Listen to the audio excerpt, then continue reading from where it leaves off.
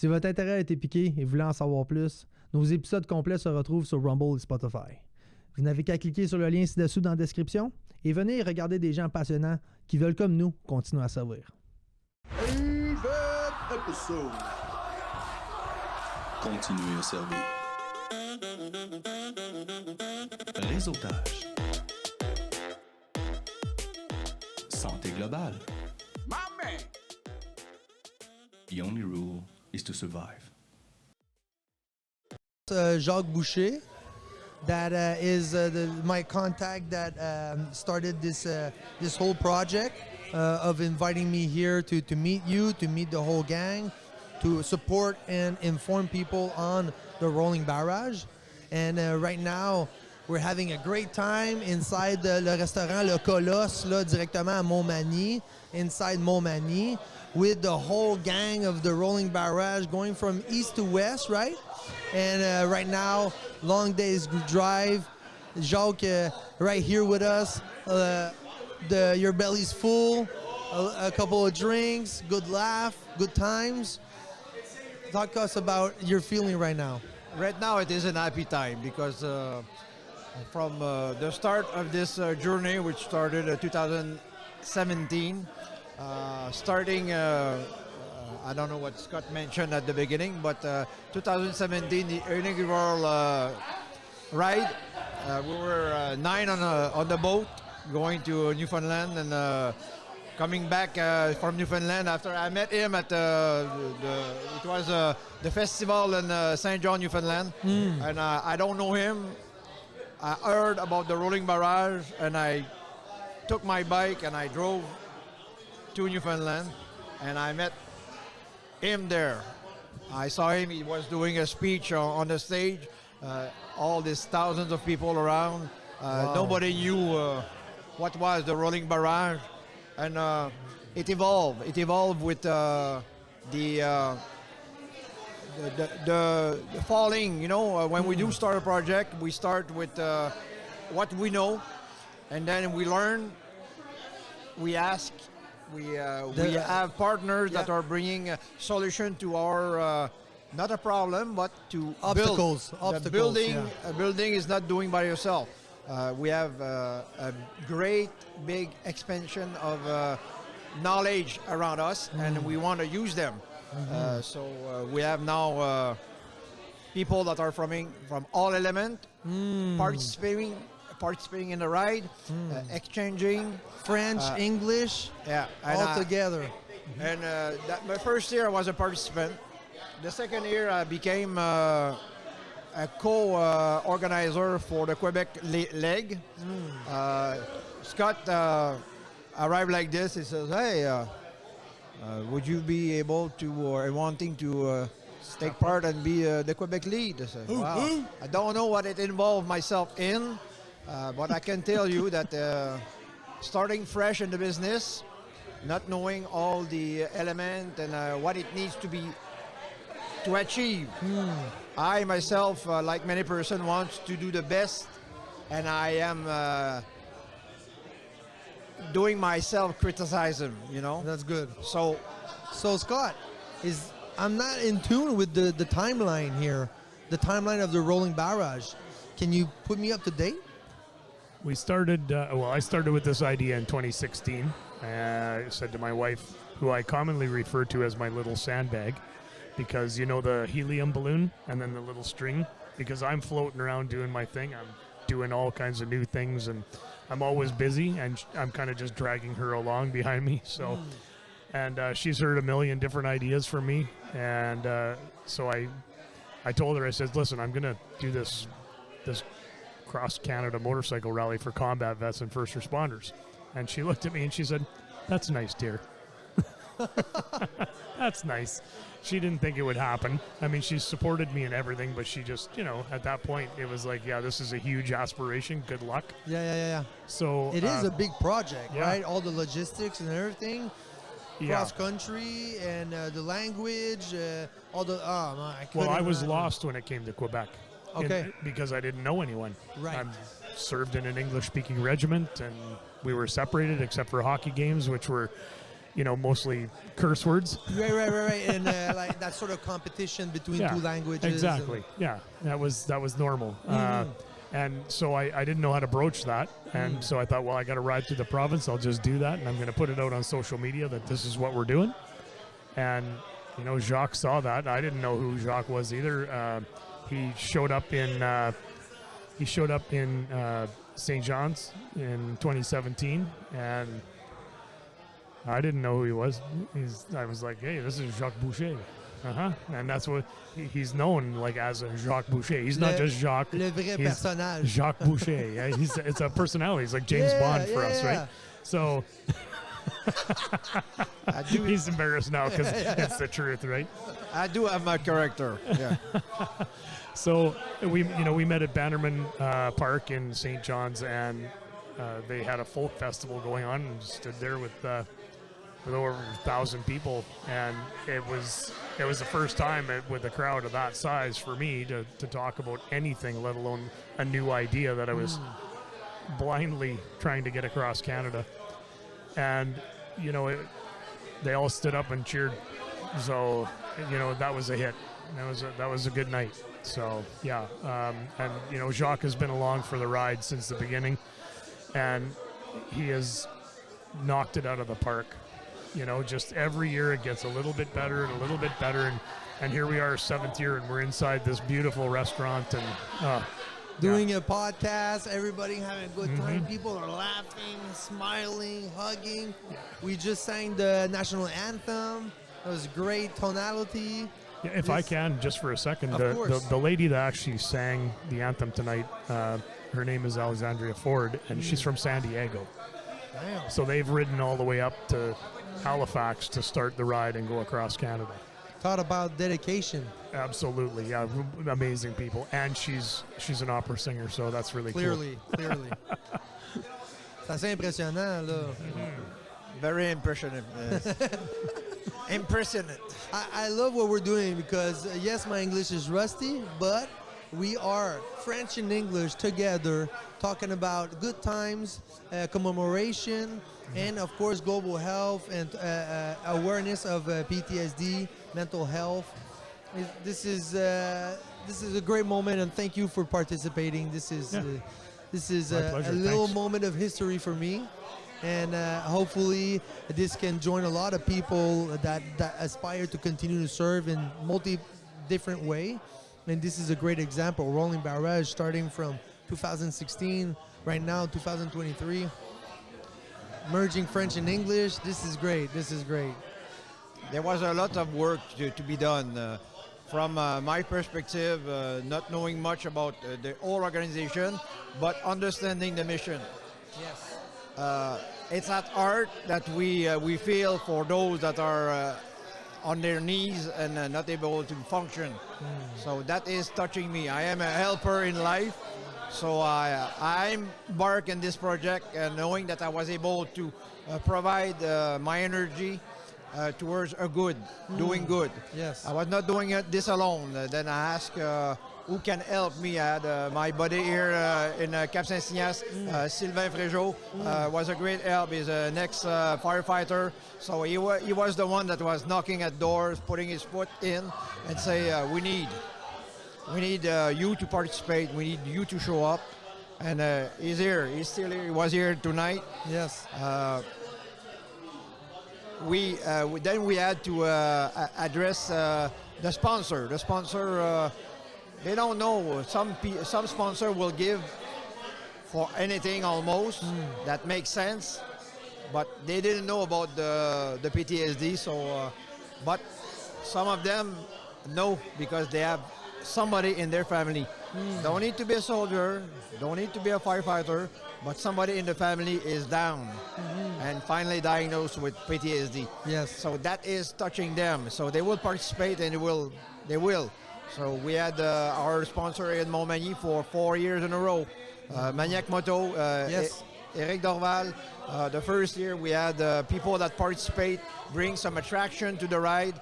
We had Sébastien Plante from the Respectable. We had Gaston Bouta that came and played guitar all by himself.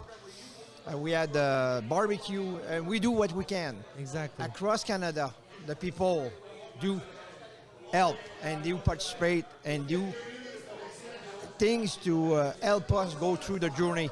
They feed us, they comfort us, they show up, and that gives us power. That is great. That's great. Thank you for that testimony. And Scott, is there other parts of the timeline that would be important for people to know, to learn about more about Rolling Barrage?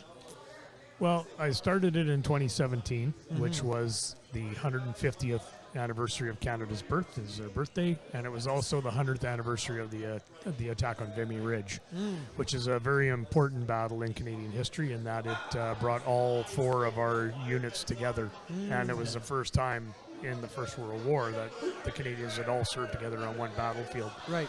And of course, without any doubt, the Canadians took the hill when nobody else could. And that was through cooperation, regardless of language or financial situations back home, any of that. It was just the troops. And they did Canada proud. And where would you integrate, where would you insert awareness of PTSD inside Rolling Barrage? Well, right from the First World War.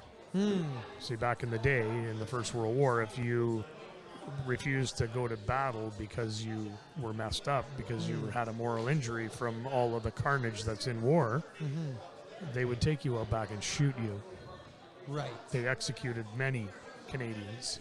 Canadians executed many Canadians in the First World War. In a form of, what's it called again? Cowardice. Deserting. Yeah, desertion. They would, yeah. Yeah. So they would take them out, and that was it. So, I mean, that's a huge travesty to somebody who's injured. So we've already proven that with proper treatment, you can become effective again. Yes. And that's the thing. So back then they didn't have that technology and that kind of mentality to try and address it. And so when I talk about PTSD, that goes right back to the beginning: shell shock, battle fatigue, so on and so forth. I've said this quite a bit in the last little while because it's an important fact. PTSD wasn't even recognized by the American Medical Association until 1982. 1982. So it's not that long ago. Right. We're talking within 50 years. It's still pretty new. So now that that's been addressed, people can actually go in and get subsidy. They can go in and get medical, assistance to get treatment for that. If that diagnosis wasn't there, there's nothing people could do except for stumble around in the dark, right? Exactly. Looking for answers. That invisible diagnostic, right? Yeah, exactly. So how would you explain a PTSD? So it's kind of like the trouble light in your car comes on. It's a lot like that. Say that again? It's like the trouble light comes on in your car. Yeah. It says that your engine isn't running properly or your windshield washer, but there's nothing that wrong. check engine. The check engine light comes on. It's a lot like that. And it's, that's about the way I would put it there. Something's wrong, you just don't know what it is. And then it takes time to develop that. Interesting. And you said technology to treat. What do you mean by that? Well, we've come up with different paths to do that. There's neurological biofeedback. Back in the day, there was shock therapy, which was horrible. Yeah. But it was a process to get to where we are now. So it's an unfortunate part. There's EMDR. There's another one. What is that? Which is, it's eye therapy. It gets your eyes to move in certain directions, and I'd rather have that as a proper written out or an informed what the definition is. Rather than me just spouting off. Of course. There's all kinds of medical technologies that have been developed over the years. Interesting. Yeah.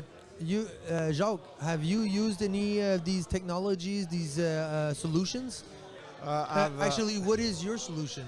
My solution for what I live through is mainly through a psychologist and doing some auto-hypnose, doing some breathings, concentration and do a lot of reading to find yourself in this. They call it. I read a book that was more than one book. I read his book first, and then I was referred to reinventing myself. This book, 30 schematic, that belongs to everybody in this room. We live with these. It can be a problem with listening to somebody. It can be something that is difficult for you to accept criticism. It can be your self-confidence. It can be anything. That's one tool that helped me to refocus myself, to tell me, like the one I look in the mirror is not a bad person. Despite what we did for our life, in our job, we're not a bad person. Then once you regroup yourself, then you can focus on other aspects. Some people feel different things that I don't feel. I am not diagnosed as a PTSD. Let's say I am diagnosed with anxious depression because I'm always on the guard. So I cannot let my guard down. So this is what happened for me. So I don't dream. All things that happen in my life, I rethink a week. And this is hard to sometimes. If you focus on those things that happen in your life all the time, you cannot function in life because your attention is not at work, your attention is not on the road, your attention is not in the family. In the present moment. Right there, right. Like right now we're here. I'm able today to be here, talk to you about this without having to be feeling this anxiety. Exactly. And feeling stressed. I can live it. You know, it's different for everybody. The way I learned about PTSD is that there's four main spheres of subject, and inside each of these spheres there's like 20 diagnostic each. So PTSD is just like a family group of a term that we use to explain, but there's a whole bunch of spectrum of possibilities of mental anchors that can be anchored inside our bodies after a trauma or an event. Or so PTSD is so complex. So what will Rolling Barrage do with this project? What is the mission statement? Well, the mission statement is clear. It's on our website as well, and that's to combat the stigma that surrounds PTSD. That's what we're trying to do. So moving forward with that, we want to see that people get into proper treatment. So we're looking at organizations that are not mainstream. They're not brick and mortar organizations. Right. They're on the ground, and that's where people connect better anyway. So that's where we're going with the whole program with the Barrage, is to try and support that. Plus we have our own ride therapy it's just intrinsic. It's part of the organization.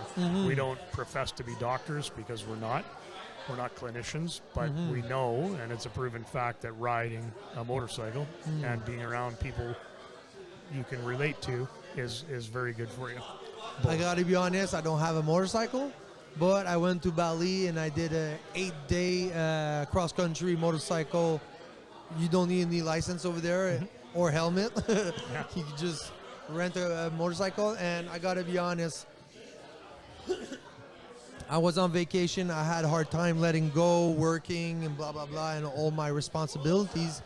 But the day that we rented the motorcycle and I had to concentrate on riding, stop and go, and make sure I have no accident, I was in the present moment, locked in, not thinking about nothing else except my hands, my feet, clutching, the car in front of me, the people in back, where are we going, present moment. So I can relate to the potential of riding with a motorcycle, adding social life inside of that. Oh my God, it is clearly an option to create that present moment. Absolutely, I agree. There's nothing like focusing for 8,000 kilometers. That's yeah, especially with that number. Yeah, yeah. It's 8,000 kilometers. Yeah, give or take. The whole thing. Yeah, and many of our riders have ridden out to St. John's, or they'll ride home from Vancouver. Yeah, that's just the project. That's not getting to the That's right. debut of that 8,000 project. just to do the project. Yeah. Right. And you're doing the whole ride Yes. every year. Well, I've done it. This is my 4th year now. COVID kind of screwed things up, so yeah, and we don't have to go there. Yeah. that the conversation is gonna take a whole new other ride. So what is the dream? What's the dream? Yeah. Well, the dream was there was a few of us that, winded up in St. John's. The dream was that all of us would finish the ride, and we did. And so that was the dream. That was the beginning. And by the time we hit Saskatchewan, people were saying, "So we're doing this again next year, right?" And I was like, Whoa. Okay, sure. I'll need to talk to some people because, it was a lot of work, right? So, but the fact that people were asking just made it was going to happen again. And then the 3rd year came, and 4th, and here we are now where we're enjoying the 7th annual. Incredible. And, we had 7 or 8 the first year, and 8 full pool. Yeah. And me, number 9. Yeah, number 9 To start. Yeah. So and right now we are at. Well, we have 52 riders that are crossing the country Incredible. this year. So, yeah, it's great. So when you talk about timelines and where do I see things, what's the dream? Yeah. I'm looking forward to the 10th annual now. Oh. 3 years away, 2026. Think about that. 10 years. Yeah. Well, when we first started, we would book 4 and 5 rooms in a hotel. 6 rooms, 7 rooms, depending on where we were. Right. Right? And the funny thing is now we're booking entire hotels. In Montmagny, there's not that many rooms in total. Yeah. But I do have now 35 right here on that street. Incredible. Yeah, we're booking like we were in Cape Breton, and we booked an entire peninsula. The hotels that were on that peninsula was all rolling Barrage. That's crazy. Where is this gonna go? Well, onwards and upwards. Si votre intérêt a été piqué et vous voulez en savoir plus, nos épisodes complets se retrouvent sur Rumble et Spotify. Vous n'avez qu'à cliquer sur le lien ci-dessous dans la description et venez regarder des gens passionnants qui veulent, comme nous, continuer à servir. Continuez à servir. Réseautage.